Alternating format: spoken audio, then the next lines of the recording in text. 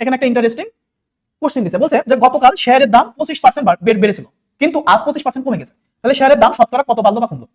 ওকে, তো কোশ্চেনে বলছে কত বাড়লো অথবা কমলো। তো কোনো একটা জিনিসের দাম যদি 25 টাকা বেড়ে আর পরের দিন যদি 25 টাকা কমে যায়, তাহলে কি দাম কোনো রিফ্লেকশন পড়ে?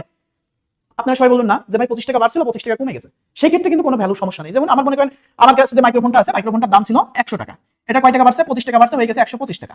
পরের দিন আবার 25 টাকা কমছে, তাহলে 125 টাকা 25 বিয়োগ হয়ে আবার পরের দিন দাম হয়ে যাবে 100 টাকা, রাইট?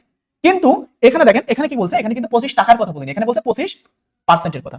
তাহলে কিন্তু আমাদের ক্যালকুলেশন আমরা যদি এরকম ভাবে মনে মনে বলি যে ভাই যে আমার হয়তো এই 25 যোগ করে দিলেই হবে, তাহলে কি হবে?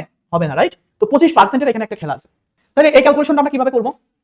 এটা কিন্তু সিম্পল একটা সমাধান আছে। সমাধান হলো কি, যত পার্সেন্ট বাড়বে, দেখেন যত পার্সেন্ট বাড়বে বা যত পার্সেন্ট কমবে সেটা যদি সমান হয়, দুইটাই কি সমান, দুইটাই 25%, তাই না? তাহলে সেটা কি, সেই 25 কে আপনি কি করবেন, স্কয়ার করবেন, ভাগ 100 করবেন, তাহলে শতকরা কত বাড়লো বা কমলো পেয়ে যাবেন। তাহলে 25 × 25 যদি আমরা করি, তাহলে 25 × 25 যদি আমরা করি, 5 5 25 হাতে 2, 5 2 10 আর 2 12, তাহলে এখন রাখলাম 5 5 25 হাতে 2, 2 2 সরি 5 2 10, 10 এর 0, রাইট?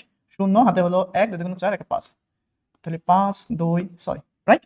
25 আর 25 গুণ করলে কত হয়? 625। এখন দেখেন এই যে 6 to 5, right? 6 to 5 divided by 100, এটা যদি আমরা ভাগ করি তাহলে 6.25 হয় না?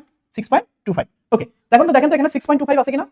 6.25 আছে, তাই না? আবারও 6.25 আছে। কিন্তু এখানে দেখেন অপশনের ভিতরে একটু বলছে একটা বাড়ছে একটা কমছে, কিন্তু আমি আগে কি বললাম, যদি সমান হারে বাড়ে এবং সেই জিনিসটার দাম সমান হারে কমে যায়, তাহলে অ্যানসার কি হবে? অবশ্যই কমবে। তাহলে আমরা এখানে কত পাইছি? 6.25, তার মানে অ্যানসার হবে 6.25 কমবে।